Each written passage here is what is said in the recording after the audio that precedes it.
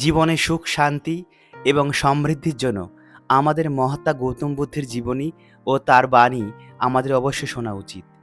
তার গল্প আমাদের জীবন পথে চলতে এবং কিভাবে শান্তিতে জীবন কাটানো যায় তা আমাদের শেখাবে।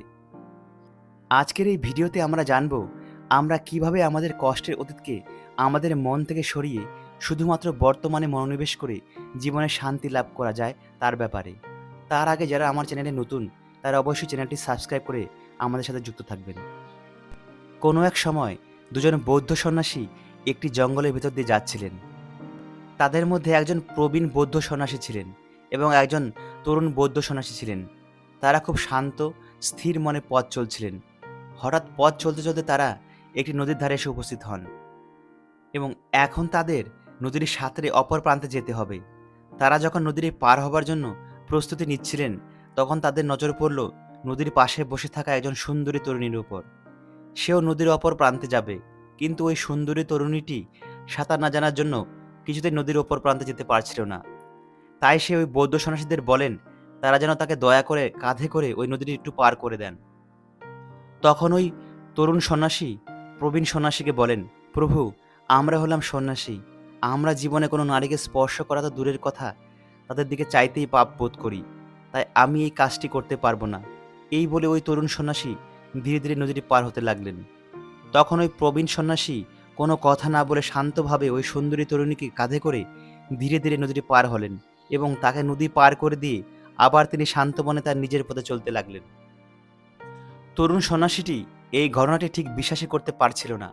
সে মনে মনে ভাবতে লাগলো, কি করে ওই প্রবীণ সন্ন্যাসী এই কাজটি করতে পারলেন? তিনি কি তার ব্রহ্মচর্য ওই সুন্দরী নারীকে স্পর্শ করে ভেঙে ফেললেন না?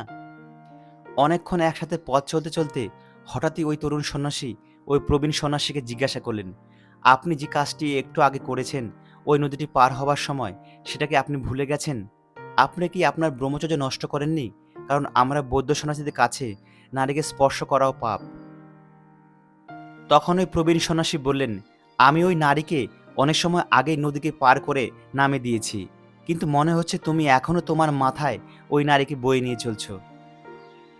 যদি আমরা এই বৌদ্ধ কাহিনীটিকে জীবনে দেখি তবে আমরা পাবো আমাদের অতীতকে ভুলে গিয়ে শুধুমাত্র বর্তমানে মনোযোগ করা উচিত। কখনো কখনো আমাদের অতীতও আমাদের কাছে যন্ত্রণার কারণ হয়ে দাঁড়ায়। অতীতের যন্ত্রণা, কষ্ট, ব্যর্থতা আমরা আমাদের বর্তমানে বয়ে নিয়ে বেড়াই, যার ফলে আমাদের বর্তমানের সাথে সাথে আমাদের ভবিষ্যৎও খারাপ হয়ে যায়। আমাদের উচিত নয় অতীতের ঘটনাকে বয়ে নিয়ে বেড়ানো ওই তরুণ সন্ন্যাসীর মতো।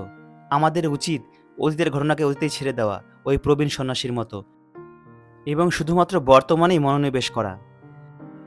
আমাদেরকে আমাদের অতীতকে মেনে নিতে হবে এবং বর্তমানকে একটি উপহার মনে করে সেটাতেই মনোনিবেশ করে জীবন কাটাতে হবে। তবেই আমরা আমাদের জীবনকে সুন্দরভাবে বাঁচতে পারবো। তো বন্ধুরা, ভিডিওটি ভালো লাগলে লাইক, কমেন্ট, শেয়ার এবং সাবস্ক্রাইব করে আমাদের পাশে থাকবেন। দেখা হচ্ছে পরের কোনো ভিডিওতে। ততক্ষণ সবাই ভালো থাকবেন, সুস্থ থাকবেন।